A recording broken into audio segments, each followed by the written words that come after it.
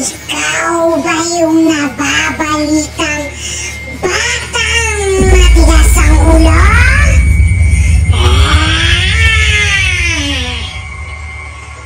Yung hindi marunong sumunod sa sinasabi ng mga nakakatanda.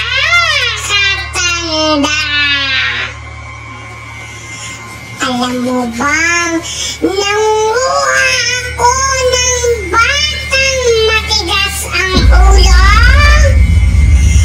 Yung kagaya mo.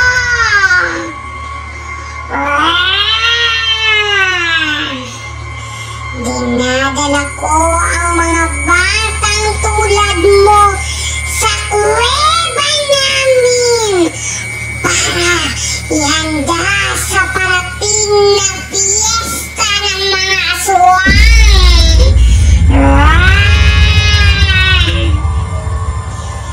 Kailangan kasi namin maghanda ng hotdog na gawa sa bata para sa mga bisita namin.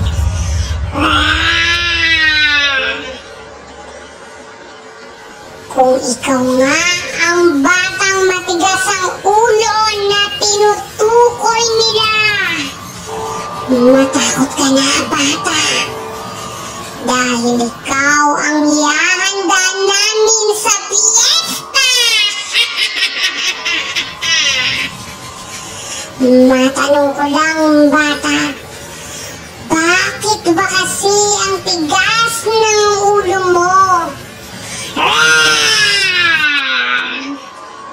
Mahirap bang sumunod sa mga sinasabi ng mga magulang mo? Ha? Galit na galit kami sa mga katulad mo. Gusto kitang kunin mamaya ang pagtulog mo para di na sumakit ang ulo ng nagbabantay sa'yo. Napapagod na sila kakasaway sa'yo. Bata, magbago ka na. Bibigyan kita ng isa pang chance para magpabait. Kapag nalaman ko pa na hindi ka pa rin nagbabago at matigas pa rin ang ulo mo, ay pupuntahan na kita dyan para kunin. Dudukutin kita sa bintana habang natutulog ka. Hindi ka na makikita ng mga kaibigan mo at hindi mo na sila makakalaro. Hindi ako nagbibiro. Gagawin ko lahat ng sinabi ko sa'yo. Hanggang sa muli, bata.